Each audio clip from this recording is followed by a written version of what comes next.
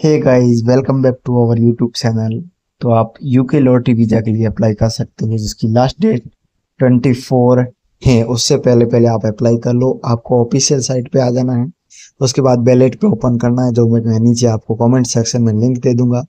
आपको क्या क्या चीज़ें चाहिए, आपको पहले से क्रिएट यानी अकाउंट साइन इन करना है यदि पहले से बन रखा है, और नहीं तो आपको क्रिएट अकाउंट करना है। मेरा बेसिकली बन रखा है तो मैं साइन इन कर रहा हूँ।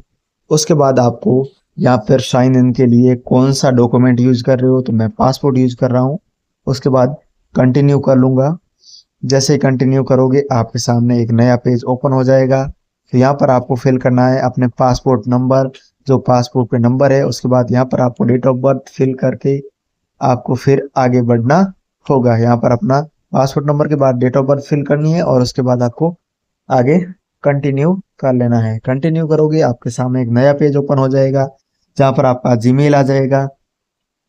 वहाँ सिक्योरिटी के कोड भेजा जाएगा, उसको आपको कंटिन्यू करना है। जैसे ही कंटिन्यू करोगे आपके मेल पे एक कोड आया होगा, मेल पे जाके उस कोड को यहाँ पेस्ट कर देना है और आगे बढ़ जाना है। जैसे ही आगे बढ़ोगे आपको कंटिन्यू करोगे, एक नया पेज आपके सामने ओपन होगा।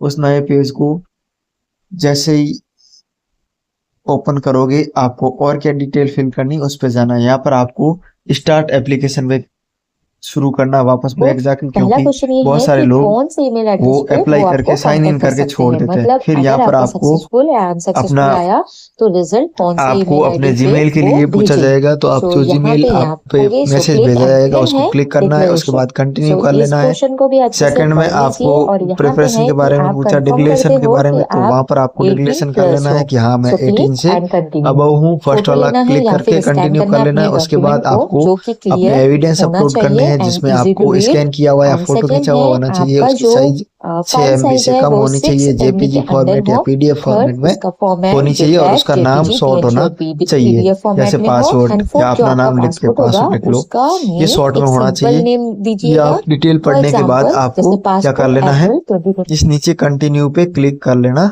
है। जैसे ही कंटिन्यू पे क्लिक करोगे आपके सामने इस प्रकार का नया पेज और ओपन हो जाएगा, जहां पर आपको जीमेल ओके कर लेना है, कंटिन्यू कर लेना है। उसके बाद नेक्स्ट पे आके फिर कंटिन्यू कर लेना है।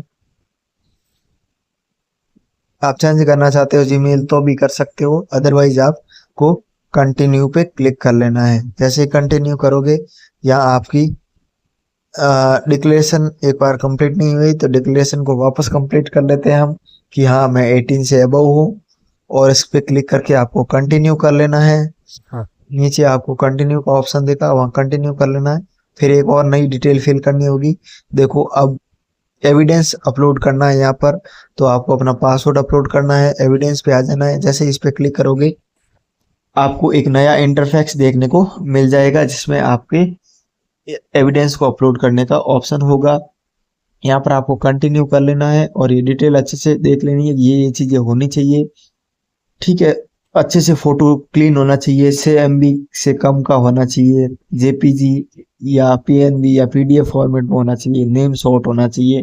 कंटिन्यू करोगे, कंटिन्यू करते ही आपको एक नया पेज दिख जाएगा, जहां पर नीचे क्लिक करते रहना है, जहां पर आपको यहाँ कंटिन्यू करना है वापस। इससे पहले यहाँ पर अपलोड एविडेंस पे क्लिक करना है। जैसे ही अपलोड एविडेंस पे क्लिक करोगे आपके सामने फाइल ओपन हो जाएगी। ठीक है, यहाँ चूज द फाइल पे क्लिक करना है। चूज द फाइल पे क्लिक करके आपने जो भी पीडीएफ बनाया था उसको यहाँ से आपको बेसिकली सेलेक्ट कर लेना है। जो भी उसके अंदर टर्म्स एंड कंडीशन दे रखी है उसके अकॉर्डिंग ही आपकी जेपीजी होनी चाहिए। आपको आ जाना है अपनी फाइल जहाँ पे आपने सेव की थी, वहां पे चले जाना है। मैं बेसिकली यहाँ पर अपनी फाइल को ढूंढ रहा हूँ। बेसिकली जो मैंने पिछली बार फिल की थी वही मैं सेम रखना चाहता हूँ, क्योंकि मैंने पिछली बार और अप्लाई किया था, वो मेरा रिजेक्ट हो गया था। अब मैं इस फाइल पे क्लिक कर लूंगा, उसके बाद अपलोड पे क्लिक कर लेना है। जैसे देखो ये नाम आपका शॉर्ट होना चाहिए, J2 पासवर्ड 22, ऐसा शॉर्ट नेम होना चाहिए। उसके बाद अपलोड पे क्लिक करोगे, ये थोड़ा सा आपका टाइम ले सकता है अपलोड होने में, तो आपको तब तक साइट के साथ बने रहना है। उसके बाद आपको नीचे स्क्रॉल करके अपलोड हो रहा है ये बेसिकली, तो थोड़ा सा टाइम भी ले सकता है। तो जैसे ही ये आपका अपलोड हो जाए उसके बाद वापस स्क्रॉल करके नीचे जाना है, जहाँ पर आपका ये आप यहाँ पर डिटेल देख सकते हो। उसके बाद इसको कंटिन्यू कर लेना है। जैसे ही कंटिन्यू करोगे आपको एक और नया इंटरफेस देखने को मिलेगा, वहाँ वापस और कंटिन्यू कर लेना है एक बार, ताकि आपका ये डिक्लेरेशन जो भी पूछे उसको कंटिन्यू करते रहना है।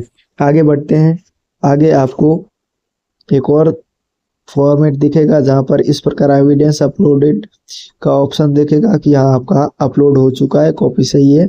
उसके बाद वापस कंटिन्यू कर लेना है। आपको ये क्लियरिफिकेशन दे देगा कि आपका एविडेंस सही था या नहीं था।